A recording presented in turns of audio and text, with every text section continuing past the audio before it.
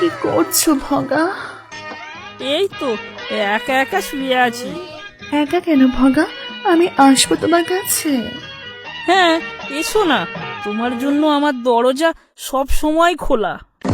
আজ তোমাকে পাঁপড়ের মতো মুড়ে মাছকে খাবো, এসো। উফ, ফোনে অমন করে না। আমি আসছি ভগা, আমি তোমার কাছে আসছি।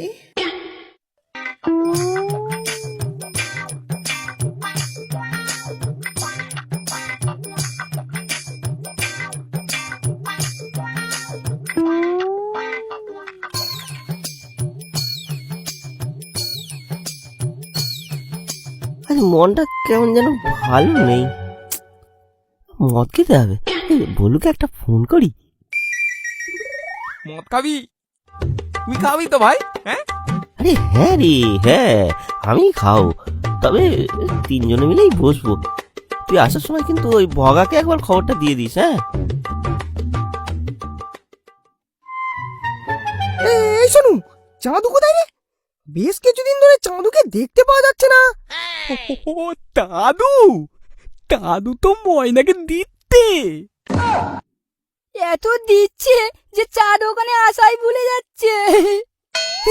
বলিস কি রে, দুধ খেয়ে চায়ের কথা ভুলে যাচ্ছে। হাই দেখো, নাম করতে করতেই হাজির। এসো এসো বাবা জীবন, এসো।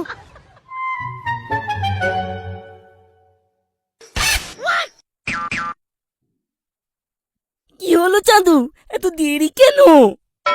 আর বলবি না কাকা বাবু, বাড়িতে গিয়ে দেখি তোমার বৌমা নেই, তাই একটু বাইরে দেখছি। হ্যাঁ হ্যাঁ, দেখ কোথায় গেল, দেখ।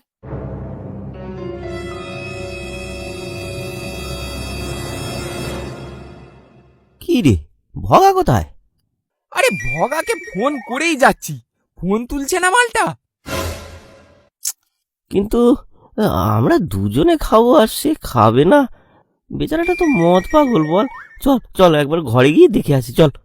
হ্যাঁ চল তো, তাই চল।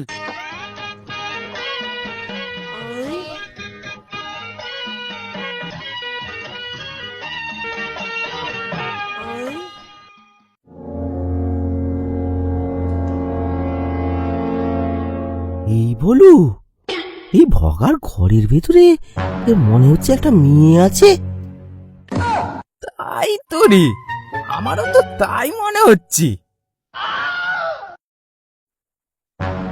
এই না বা, ভগা কি বিধু, আমাদেরকে খেতে মানা করে নিজেই যে লুটে পুটে খাচ্ছে রে। তাই তো রে, এই মালটা তো মহাহারামি, সেইটার ছেলে। চল, আজ ওর পেছনটাকে পুরো মেটে দেবো। না না না না, মালটা আমাদেরকে বিয়ে দেওয়ার ভয় দেখিয়েছিল, মনে আছে তো? হ্যাঁ।